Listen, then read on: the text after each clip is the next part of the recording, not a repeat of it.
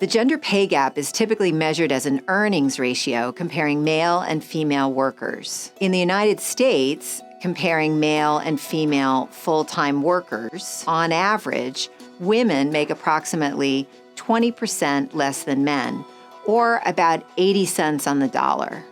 So what happened to those 20 cents? When we think about the worker, or what aspects of the worker might explain why women earn less than men on average, we want to think about things like demographics. So, for instance, the age of the worker or other aspects of their background. The gender wage gap tends to be smaller for younger workers than for older workers. Female workers are more likely to take on more caregiving responsibility as they progress through adulthood than men do. They're more likely to have interrupted careers or accumulate fewer years of full-time labor at the same age. Now, another factor if we're thinking about the worker is education. 30 or 40 years ago, education actually made a big difference in explaining why women would be paid less than men, because women were investing differentially in their education as compared to men because they had different employment expectations. Nowadays, actually, women and girls rival men and boys in terms of their investment in education and their achievements. So education is less of an explanatory factor today in why women would earn less than men in their full-time work.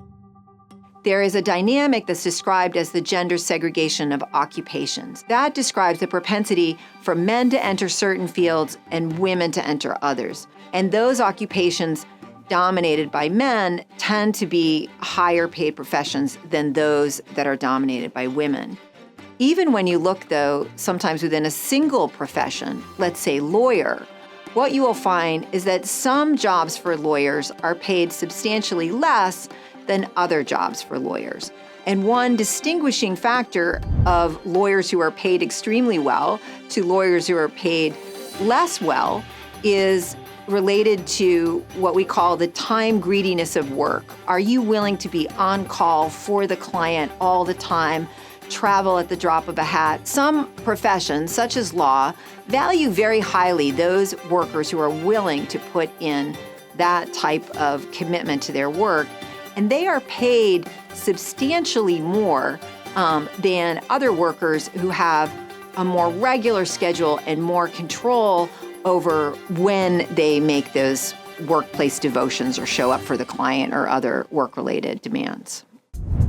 There's only about 7 cents left of those 20 cents that we can't explain by looking at attributes of the worker and attributes of the job. And that remaining about 7 cents, we typically attribute to discrimination. I want to close with a classic story of gender discrimination, which is the story of Lily Ledbetter. Lily Ledbetter was a plant manager for Goodyear Tire in the 1990s. In 1996, she won the Employee Award for her performance, but she found out later that she was paid only about 80 cents on the dollar as compared to the lowest paid man doing her same work.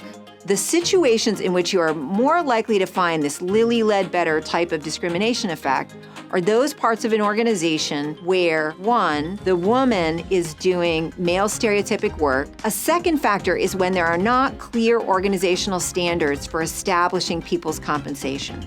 It is those instances when there's ambiguity and a lot of opinion goes into the decision, plus people are playing non-typical roles, that you're much more likely to find that type of discrimination effect that is separate from attributes of the worker and attributes of the job.